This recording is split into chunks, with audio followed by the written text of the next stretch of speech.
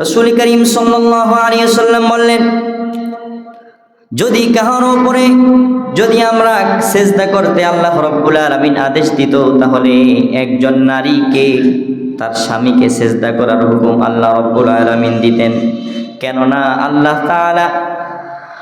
তাআলা বলেন, নারীর উপর পুরুষের অনেক হক রয়েছে, নারীর উপরে পুরুষের অনেক হক হয়েছে।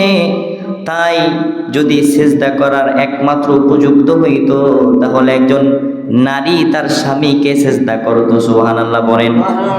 আবু দাউদ শরীফের হাদিস। কি শরীফের হাদিস? আবু দাউদ শরীফের হাদিস। একটা করে হাদিস আপনাদের সামনে বর্ণনা করব। আল্লাহ রাব্বুল আলামিন আমাদের সবাইকে বোঝার তৌফিক দান করুক, বলুন আমিন। এরপরে রাসূল সাল্লাল্লাহু আলাইহি ওয়াসাল্লামকে জিজ্ঞাসা করা হইল যে, ইয়া রাসূলুল্লাহ, কোন নারী সবচেয়ে উত্তম?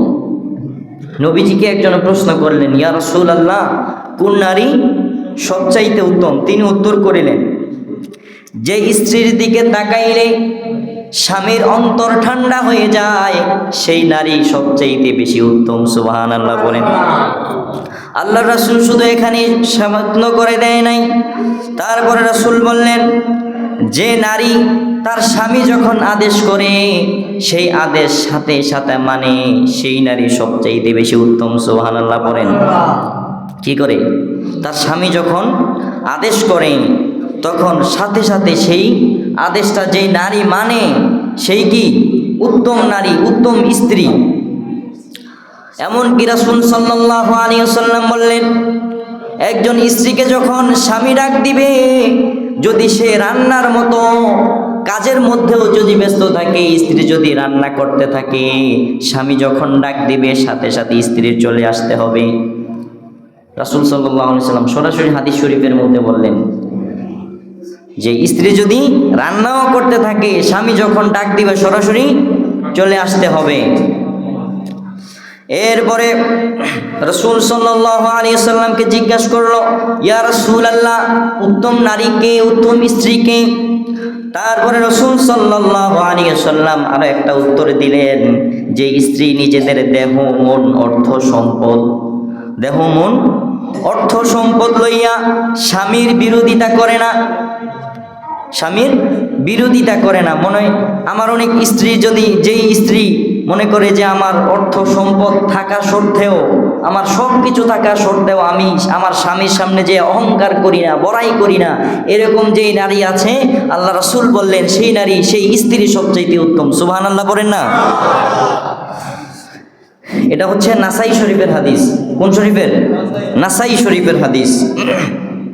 এরপরে হুজুর সাল্লাল্লাহু আলাইহি ওয়াসাল্লাম বললেন, স্বামীর মাথা হইতে পায়ের পাতা পর্যন্ত যদি পুঁজ দিয়ে, যদি একদম পুরো পুঁজ চিনেন না আপনারা? পুঁজ দিয়ে যদি একদম পুরো মাথা থেকে পায়ের পাতা পর্যন্ত যদি আচ্ছাদিত থাকে, অর্থাৎ মাথা থেকে পায়ের পাতা পর্যন্ত পুরোই যদি পুঁজ দিয়ে থাকে, আর স্ত্রী উহা যদি চাটিয়া পরিষ্কার করিয়া দেয়, তবুও স্বামীর প্রতি স্ত্রীর কৃতজ্ঞতা শেষ হবে। সুবহানাল্লাহ বলতেন না? এরপরে হুজুর সাল্লাল্লাহু আলাইহি ওয়াসাল্লাম বললেন, কোন স্ত্রী লোক স্বামীকে সুখে রাখিয়া যদি দুনিয়া থেকে বিদায় নেয়, আর স্ত্রী যদি দুনিয়া থেকে বিদায় নেওয়ার পরে স্বামী যদি সরাসরি সাক্ষী দেয়, আমার স্ত্রী অনেক ভালো ছিল, আমার স্ত্রী কি ছিল? ভালো ছিল, এই কথা যদি কোনো স্বামী যদি স্ত্রীর হয়ে যদি সমাজের সবার সামনে যদি সাক্ষী দেয়, আল্লাহর কাছে যদি বলে, আল্লাহ আমার স্ত্রী অনেক ভালো ছিল, এই কথা বলার সাথে সাথে স্ত্রীর সব গুনাহ মাফ করে দেন তিনি কে? কোন স্ত্রী লোক মারা গেলে স্বামী যদি বলে যে আমার স্ত্রী খুব ভালো ছিল, তাহলে কি সেই স্ত্রী জান্নাতি। তারপরে রাসূল সাল্লাল্লাহু আলাইহি ওয়াসাল্লামের অন্য হাদিস শরীফ, রাসূল সাল্লাল্লাহু আলাইহি ওয়াসাল্লাম যখন মেরাজ শরীফে গেলেন, কোথায় গেলেন? জোরে বলেন না, কোথায় গেলেন? মেরাজ শরীফের মধ্যে গেলেন। এই রজব মাসেই কিন্তু আল্লাহ রাসূল মেরাজ শরীফে গিয়েছেন, সেই রজব মাসের আলোচনায়।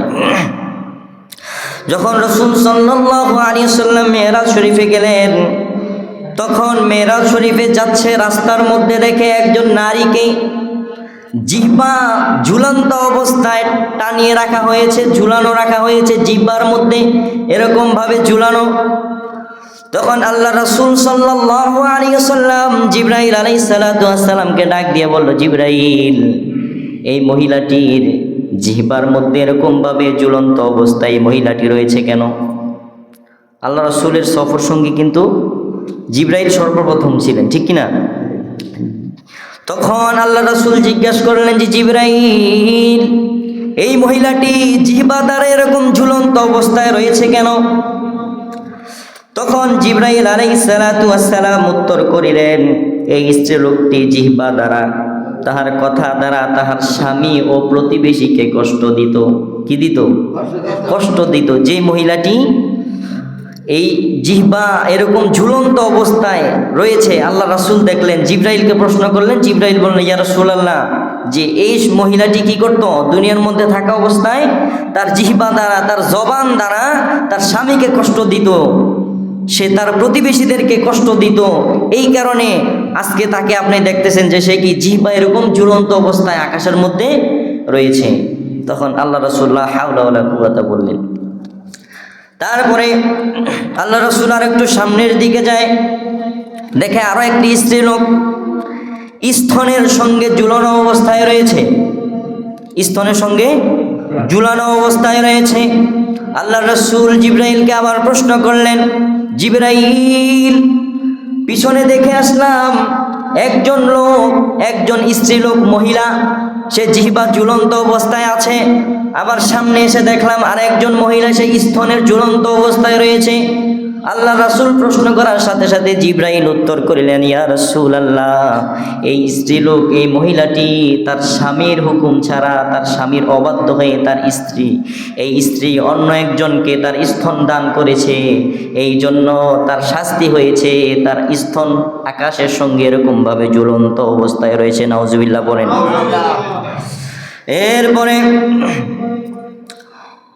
আরেকটি স্ত্রীলোককে রাসূল সাল্লাল্লাহু আলাইহি ওয়াসাল্লাম দেখলেন, তার পদদ্বয়ের সঙ্গে ঝুলানো অবস্থায়, তার পা উপরের দিকে, মাথা নিচের দিকে এরকম ঝুলন্ত অবস্থায় রয়েছে, সেও একজন মহিলা।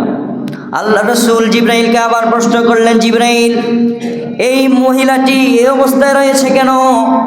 তখন জিবরাইল ডাক দিয়ে বলল, ইয়া রাসূলুল্লাহ, এই মহিলাটি দুনিয়ার মধ্যে থাকা অবস্থায় তার পা দিয়ে হেঁটে হেঁটে দুনিয়ার মানুষদেরকে রং তামাশা দেখাইতো, রাস্তাটা হাঁটতো আর রং তামাশা করত।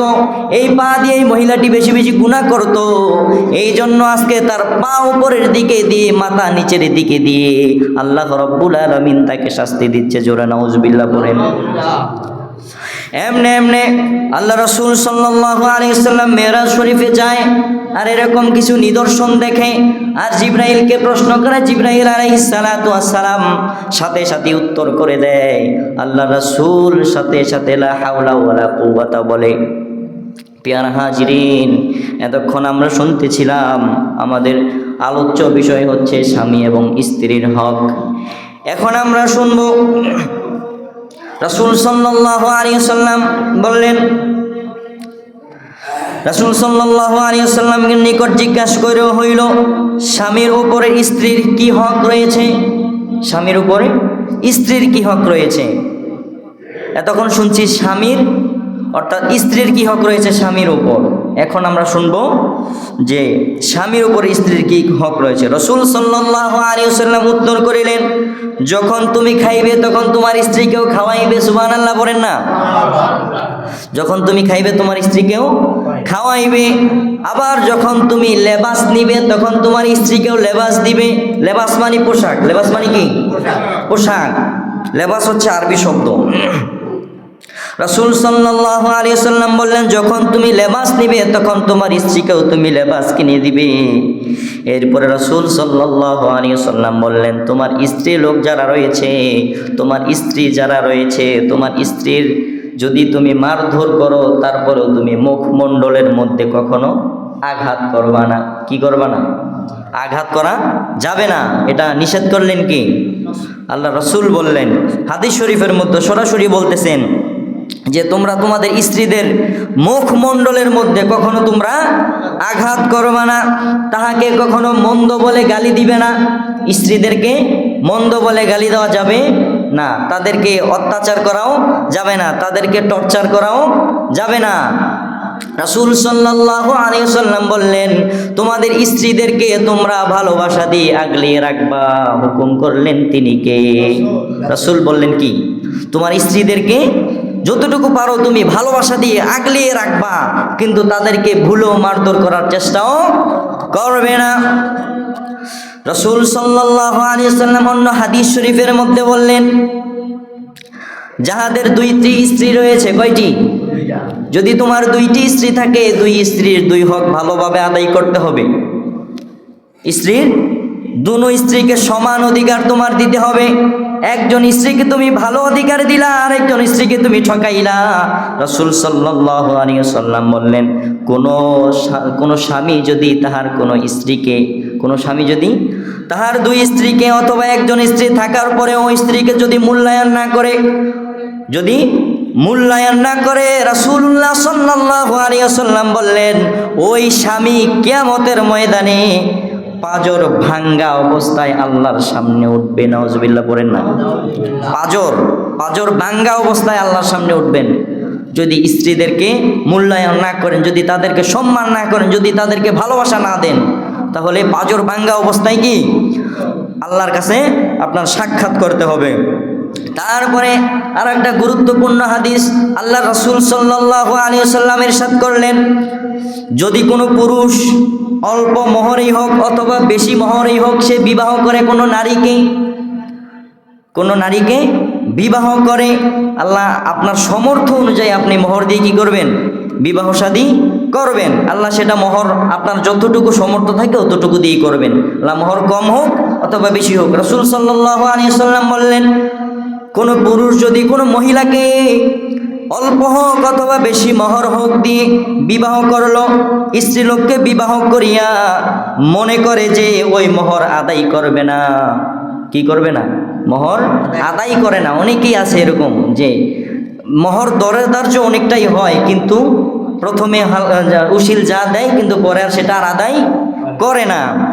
আল্লাহ রাসূল বললেন, যদি কোনো পুরুষ অল্প বা বেশি মোহরই হোক স্ত্রীলোককে বিবাহ করিয়া মনে করে যে ওই মোহর আদায় করবে না, এবং স্ত্রীকে এইভাবেই ধোঁকা দিয়া সে দুনিয়া থেকে বিদায় হয়ে যায়, স্ত্রীকে এরকমভাবে ধোঁকা দিয়া যদি সে দুনিয়া থেকে বিদায় হয়ে যায়, কিয়ামতে সেই ব্যক্তি বেবিচার হিসাবে আল্লাহর কাছে মুলাকাত করবে। অত্যাচারী, বেবিচারী হয়ে আল্লাহর সাথে সে কি করবে? মুলাকাত করবে, আল্লাহর সাথে সে সাক্ষাৎ করবে। তাইলে যে হাদিসগুলা বললাম, যেহেতু হাদিসের ব্যাখ্যা করার সময় আমার অতটুকু হয় নাই, ধারাবাহিকভাবে শুধু একটার পর একটা হাদিস আমি বলে গেলাম। যতটুকু বললাম, আল্লাহ রাব্বুল আলামিন সর্বপ্রথম আমাকে, তারপরে আপনাদের সবাইকে আমল করার তৌফিক দান করুক।